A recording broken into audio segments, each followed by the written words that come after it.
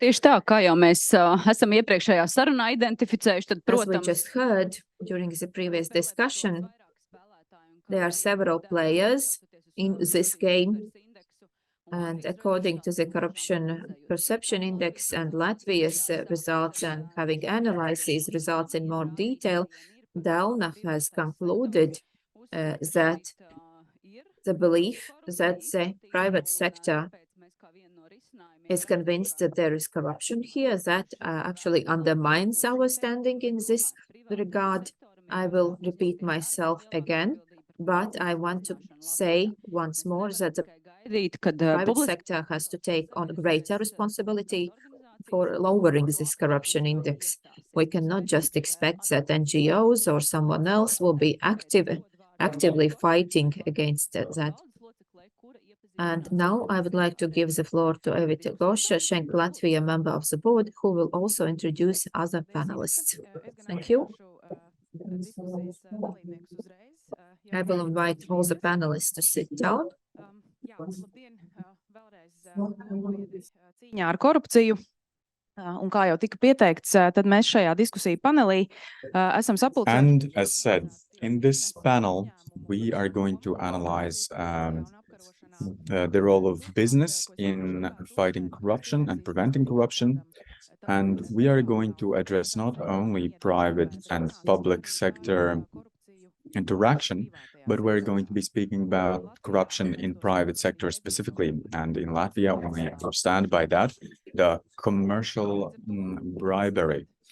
And here, what companies are doing now, what should they be doing? And yes, that is what we discuss with the Ilze Garoza KPMG, Latvia, and Sustainable Services Consultant, and Vilnis Vitkovskis, State Joint Stock Company in Latvia,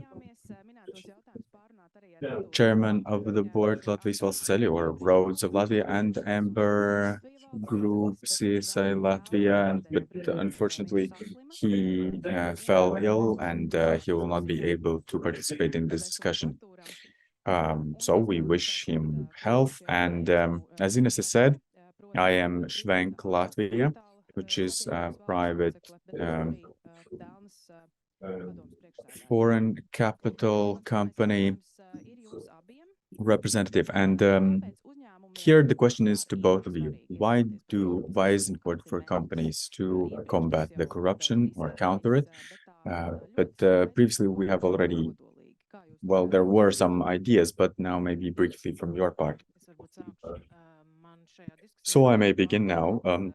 It is easy for me to represent KPMG in this discussion because as it joined, so in their code of there was a rule of zero tolerance included already in their code, and I wanted to say that the corruption, unfortunately, is very expensive, and also internationally, the UN has calculated that these are trillions. Approximately 25% is believed to be then directed towards somewhere else, not for intended purpose, meaning they are not invested in healthcare, in education, and as a result, it costs us a lot. And it's very expensive. And also the price of the corruption is indicators as a result of corruption, how money is lost in Europe and how money is lost, well, in Latvia. And so this answers the question why the companies should care. Because we usually say, for example, or we say public sector does not invest in various fields, but it doesn't go to the recipient intended also. And so there was a comment. The reply or the comment from my part is that if the company wants to work in the long term, in the long perspective, if they want to be efficient, if they are introducing various digital solutions, then there is no way, there should be no corruption in the company. So there's just no place for that. And then accordingly, next question is how exactly your private entity and what your company does in order to ensure not involving in corrupt practices. Are there some kind of trainings, some management systems, supervision systems? How would you characterize it? In our company, Latvia Road Maintenance Company, how we began, there was the initiative of zero tolerance against corruption, and I think this is what it's called. This is precise name of it, and actually, it is of practical and psychological significance. And we internally and also externally communicate our values and the solutions. And apart from that, there is also, well, an array of policies, anti-corruption or fraud policies, ethics policy, good management policy. There are action plans, risk management, and accordingly, all the situations we have seen and we do see, we identify them, discuss, and it is important for that if you don't speak within the company about it and there are interpretations allowed, then, well, again, I would like to say if we talk in similarities, then it is very important that the company has some kind of like a cover, like a shell, like a sphere for the planet, which is bulletproof, meaning all the measures, attitude, and values. First of all, if there is such a shell and such protection, there will be no desire for people to get close to our company with any corruptive initiatives. But if they even have them, they will get stuck on the way. If there's no particular person in the company, like person X in the company, which is known for that we can get something through. And this is also for management of the decisions. And most probably, if there is this desire, this will not go through. Just as simple as that. And if if something actually goes through with this very little chance, then it will be actually reported, there will be signals, and there will be indications, and I think that there is a rather high possibility that we will then eliminate the risk or situation inside. As this discussion is actually intended to be very practical, we're not speaking about what to do, or constantly what only to do, but with practical means is that I have one clarifying question is about political systems. That's all good and clear. Of course, it's a way how to ensure that the company and its employees do not get involved in corruptive practices and maybe other activities. But the question then from my part is that how really to ensure that all the employees of the company do understand these policies, that they are motivated to comply with these policies, and they are convinced that it all goes to the core. So it's just, but because we have heard people say like, okay, we have some kind of declaration, some kind of codes and something, we read it and it takes as if we undertake something, but actually we're not signing anything. And how actually and how really can we make these systems such that all the employees have like this spark in their eyes, standing for these values and not allowing any corruptive activities? Of course, I am only speaking in the context and on behalf of my company, but maybe these policies and plans and like within this company, it's rather practical, but this is also informative, and this is also trainings, and this is also controls, audits, planned, unplanned, and definitely this is like defining the rules of the game and why it makes sense or why we should be working, being and be honest but practices are different. Like we have ethics commission, of course, in place, and it's been working, and it's no secret that we have had some events are also in our company, and we have communicated about these, and it is rather convincing rhetoric, and we have been able to communicate also that. And do you really want it? Is it really worth it? This is how we, well, not ended the discussion, but ended with these questions. I mean, but if there really is something, just let's go to the police. There was a search. Let's go to the police. Yes. And do you want this to be seen by your family, neighbors, colleagues? Really, it is important to just address this situation, tell about these different facets and consequences, and be able to know and also know what actions to do. If we all want to work and for a long time and be in this company, then it's better to choose the path of being Es varbūt paņemšu to sākotnējo jautājumu arī par to, ko KPMG dara tieši, lai mēs varētu par cīņu pret korupciju runāt nevis being and acting in good faith.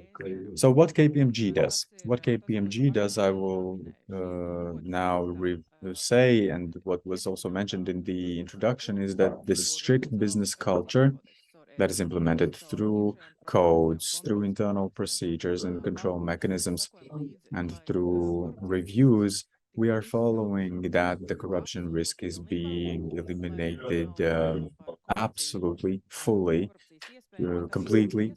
We're talking about also not only the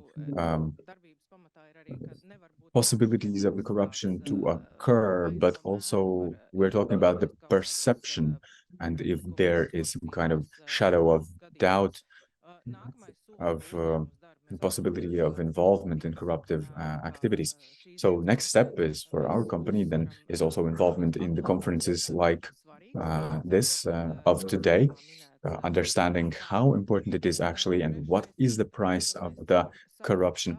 And the third is that we do help through our work to our clients, to other companies, to sort out the procedures for the corruption risk to be then reduced, eliminated. So one thing that was mentioned is that the corruption is like the opposite. It's like thinking short-term thinking. It also goes hand in hand with new tendencies and proceedings and regulations. Ever more in the agenda of the companies, it is visible, and through our work, we not only improve our practices, but we help to also ensure such practices to others. That's right, that's clear. And actually, it would make sense now for you to comment as a representative of the company, is how overall and globally you see, once again, how do you see it globally? And what is the best practice examples now internationally? What to introduce in the companies, how to act to be as efficient as possible in preventing various kinds of activities, including corruptive practices. So here, once again, I would like to just note about the Scandinavian example is high trust in society, well-being indicators are high, but once again, we are talking not causality, but correlation. Little corruption tolerance in the index is it goes in hand with these, like correlates with this growth and well-being. So the society trusts, members of society trust each other. Nobody allows this thought of corruption. If we cannot introduce this culture rapidly, then we need to start with the procedures. And exactly what was mentioned, that these mechanisms, first of all, these are the particular trainings, and it's also important for them to be communicated from the top levels down, and we do not tolerate it. It has to be a clear message that we do not tolerate any corruption. And trainings too, it's not just one member joining the company once or maybe having these ad hoc trainings, but actually Actually, there has to be procedures in place for regularly talking about and maybe some activities that cannot be explained and something else, like different topics, to cover different topics and over the course of time, and regularly conduct the trainings. And also increase the responsibility for implementation of the zero tolerance principle, as said. And so there are internal mechanisms that do allow for following these questions. Vilnis, you can also continue. Yes, I do agree the top-down approach. I would even say starting from the supervisory board, but actually this is talking about the society in general, then it is important also that the supervisory board does communicate that they are zero tolerant to the corruption and corruptive activities. And the next thing is then the management board, or the next level is, and educating it for the competences or knowledgeable or competent. This is again, this is a very good tool in combating the corruption, because, well, as simple as that, knowing it, or knowing, for example, competition regulations and laws, or knowing the criminal law, administrative law, then it's clear, because you see this landscape and you can explain the situation and well, strive for also the best possible result. Well, exercising the privilege of being the host, I will also gladly share what my company does, not only in anti-corruption field, but in general, what we do for not allowing any illegal activity. Then ESG in this management, then this is, once again, this is a zero tolerance against any violations. This is like a leading motive, and ethics code is not a declaration, but is a binding document, similar to as it is rules of the agenda, which is annexed to the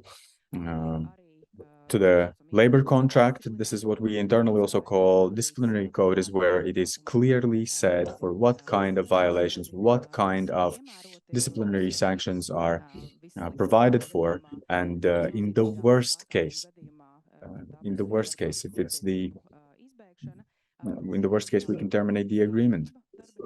And only then, when it's with such clarity explicitly explained, then, and what we have all gathered for, then we understand why we are here and all together. So this is, and what is the culture also of the company, the ethics code. It talks about, it provides for the large principles, competition, human rights, labor rights, environment regulation, including all this important field for us and the scope of fields. So definitely, again, not a coincidence that I asked how to implement this all. It should not just remain as some kind of a tick in a control list. We just say that in the checklist, everybody says, okay, fine, we have all the, well, papers in place, but it's important how the employees work and how they experience through themselves, how they live with the values proposed. And so for our company employees, with 360 of them, it is a practical exercises, no more than 10 in the group. Everybody participates, from management board, chairperson. We do not have supervisory board, up to the person doing the simplest of the tasks in the factory, in the warehouse. So everybody needs to participate. It's not just talking head like right now and today, but and all of its occupants, but it's like an ethics dilemma, solving them. Not just talking about ethics code, but once again, with some applications. So adopted environment in our business, dilemmas and solving them, which is not just black and white, which are complex, difficult situations, but at the same time very much related to the business and also very practical. So through that, we do indeed promote that the employees, it's not even like an option for them not to experience it because they are participants of these trainings. They are experiencing it and letting it through them. So identify the groups of employees to whom we believe it is important to know even more in the field of combating corruption. Of course, we then do conduct also in-depth various trainings. We define it as being intended for any employee who has some kind of interaction with third parties, meaning it's our partners, public sector, maybe vendors, suppliers. So there we really identify the scope of issues where in-depth knowledge is necessary. And this is how we also promote us all being united. We are all equally responsible. One thing, for example, is this legal liability, which is then again borne by the management board. In case of problems, we would solve it on a different level of how much they should have known or should not have known. But in this from this general perspective, this is like a solidarity also in encouraging the solidarity in our company. This is our company, this is our values, and this is what we stand for. Again, being of utmost importance. So it doesn't really matter if we talk about public organizations or private entities, as just said, like in the discussion, this is our life. This is important to us. This is how we spend our lives. The previous session, there we spoke about how the corruption proceedings are going to be reviewed by the law enforcement. But now I'd like to take it to our micro environment in the business entities. How is that we go through and so much in detail through these proceedings and events that has been on the border? Is it identified in the companies, and are there any consequences then related to that? Because in some, this our overall perception of the corruption perception, once again, index. So if they are not receiving any penalty for some kind of activities that would, are believed to be corruptive, then this legal nihilism then only strives and develops, and this is also transcedes to the state level. I believe it's important that this liability should be integrated in the entire company. It's not just a board. For example, I can share some practical examples of something that has become a turning point to us in the mindset, in the attitude.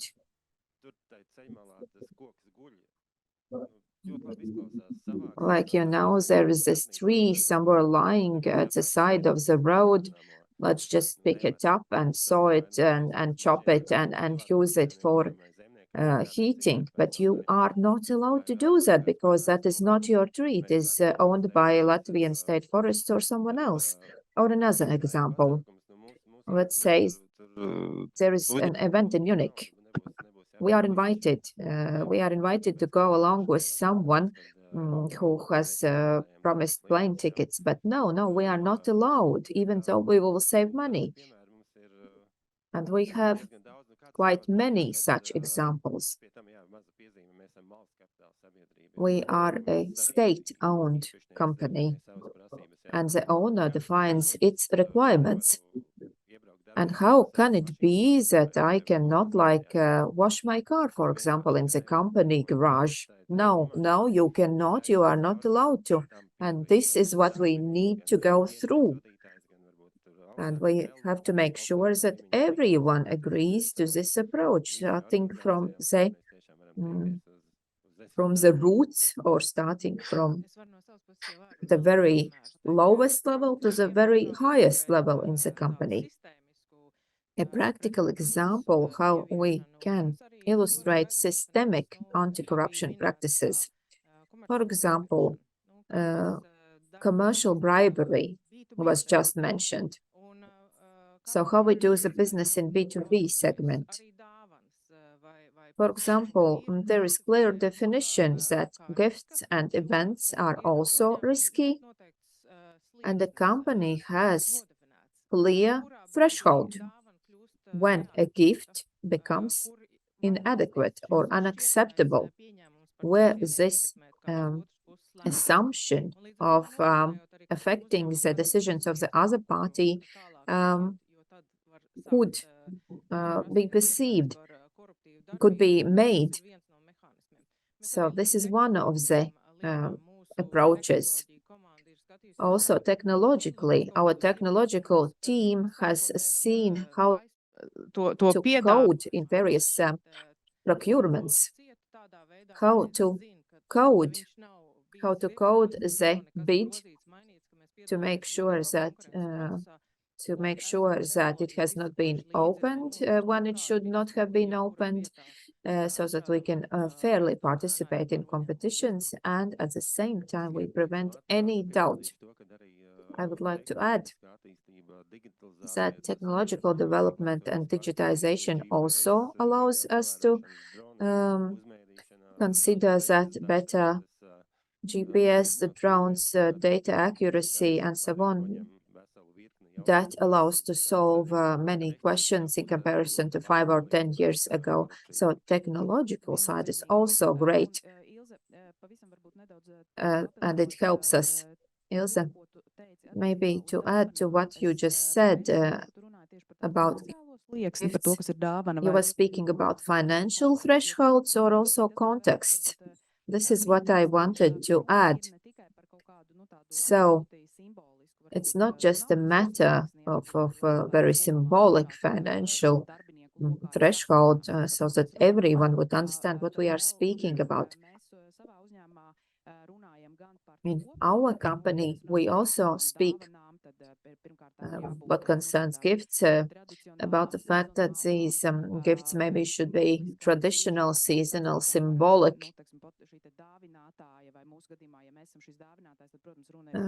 related to the activities of us or someone who gives gifts to us, like stationery or caps or something like that. So, but if we speak about financial value, and if we leave aside these corporate gifts, do we also have to consider the context in which the gifts are made? Practically, let's say, if someone gives me a gift when we have the agreement negotiations, then even though this gift is not valuable per se, you know that it is not just a gift if it's done during the negotiations. And due to this, during our training, we always tell our employees that we should look at the context. We cannot just say, this is just this amount and that's it. We also have to look at the context. We always have to think about how it looks like from the side. There are specific criteria. Does it give the ground to believe that we are engaged in some dubious activity? And then we have to try to explain, and maybe then it's described in some mass media. Do we really need that? Is that gift worth all this risk? I don't know if there is much to add. How do we interpret the gifts? We can express the value financially, or we can express as a service. But what helps is that we are very clear, very open, also what concerns criteria. When we support specific initiatives or bodies, we have clear that are aligned with our values. And this is what we try to look at, what we try to communicate with other companies. And that this value, the core of the values also include zero tolerance and also other ethical aspects. So, if we don't have brief comments on this set of topics, basically when we focus on internal approaches, internal proceedings. In addition, I would like to speak about the following. Is there something that the companies, representatives of companies can do in the society? Of course, it's important to have the right environment in our companies where we have zero tolerance to corruption, but could we do more? How can we motivate those who are skeptic, who believes that corruption is okay? Can we do something? What should we do? Yes. To tell the truth, we are learning, we are improving. Maybe a year or 2 years ago, in our social media, we didn't indicate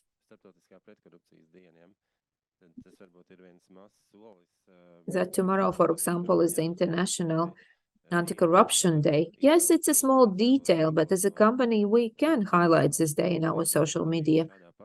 And participation in this event is a wonderful opportunity that it is really worth, wonderful opportunity to tell that it is really worth to adopt this zero tolerance and good governance approach. Yes, this awareness raising or informative approach, good examples, courage is also something that could help. That could allow to improve the situation. I think we need an open discussion. We need to have a critical mass of non-tolerant people.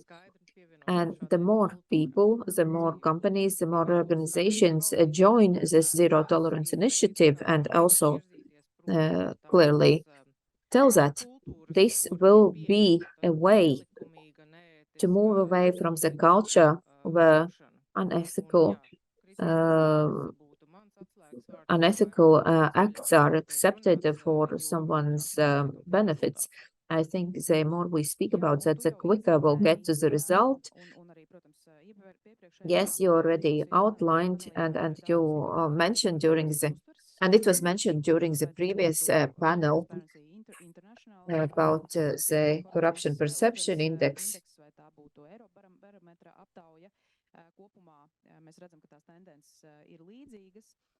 We see that these trends are similar.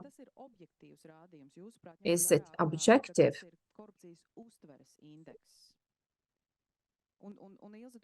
Considering that this is a corruption perception index, and Ilze, you were quite clear about that, what concerns Nordic countries.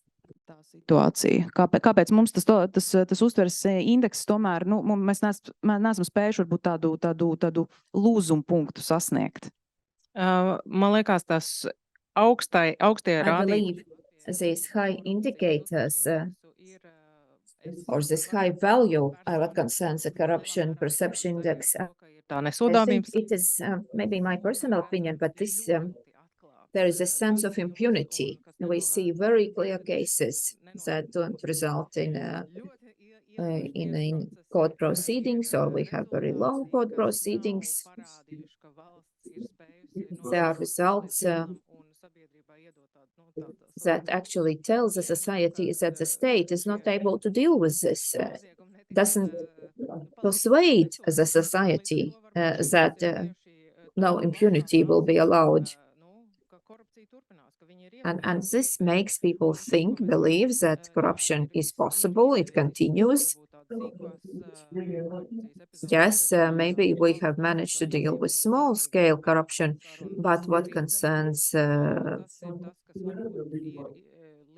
larger scale, and for example, these discussions in Ritz and Hotel, I think this is something that contributes to this high a position in what concerns corruption perception index. Also, commercial bribing. This is maybe something that the society believes takes place on the daily basis, and that's why we are where we are. Having heard the introductory speeches and the previous speakers, I also can say, yes, the index is not what we would like to see. We need to introduce changes, and we have to improve our position. So, what would you say the Santa should bring to Latvia next year? What concerns fight against corruption? Someone says that we should be punished. No gifts allowed. So it's not pre-agreed.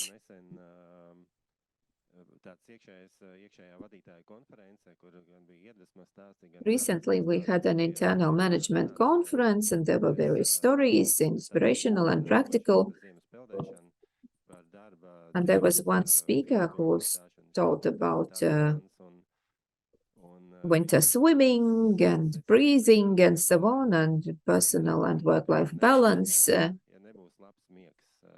And then she just mentioned nothing will work if there is no good sleep. So this is what I would like to wish to all of you.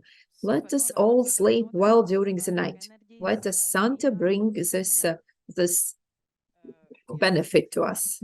Then we'll have more energy to fight corruption.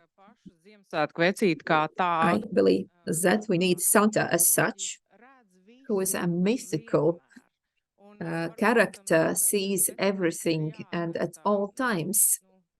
So maybe Santa should bring this conscience to us and this awareness that even if I'm not caught or I'm not noticed in giving bribes, so that we would have this awareness or this belief that the Santa will notice. There will be someone who notices, and no gifts will be brought to us. And what concerns our society, this could allow to meet social needs, economic needs of the society, and this could be a gift that we could receive if we were ethical and did everything legally in whatever we do.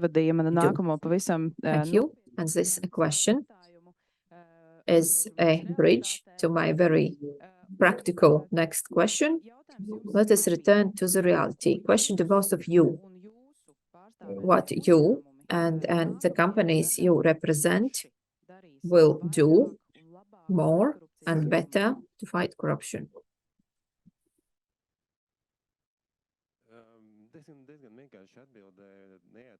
A simple answer. We will persistently continue what we started. This governance culture is being implemented in our company for the last 3 to 4 years. We will continue educating ourselves. We will be competent. And it's quite good that we have somewhere to ask questions. And KPMG has really helped us in management matters and other matters. We will also continue to discuss situations with law enforcement bodies. And we will continue working closer with people, because people conversations really help. Like we can say, just think, do you really need that? Will that help? And so on. And I think if we continue doing that, then the situation will improve even in a year. So we will continue developing ourselves and developing others. Yes, of course, the scope of tools should be quite varied. We need a systematic approach, and Tā kā akcijām, We jā. need also some special measures, like a campaign or similar events. But this cannot proceed just on the basis of campaigns. We need to do that on daily basis. There are no breaks, and this is a continuous process. What concerns KPMG, I can claim that the company will continue working on this. Our procedures become more intensive. We really monitor if we are unbiased, and our internal and external activities will be monitored. But what concerns externally, we are a part of the working groups of the Foreign Investors Council, and we also will support events that contribute to greater openness. We will also continue to be an ally to our customers in their strivings to achieve zero tolerance to corruption. Thank you. And what would you wish to the law enforcement bodies?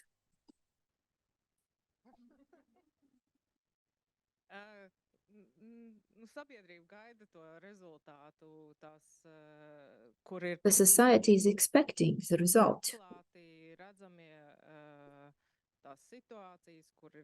We see these situations where initially there is this belief that this could be a corruption case, and we would like them to work with all their might for the society to see that the corruption is prevented and actions are taken against corruption for real. I wish persistence, and I appreciate the cooperation that we have had so far, and we are quite positive about that, and we wish that to continue. Thank you. Unless Ilze wants to add something, we could finalize this discussion. Thank you to Ilze, and thank you to Vilnis, and thank you to our wonderful audience. Thank you.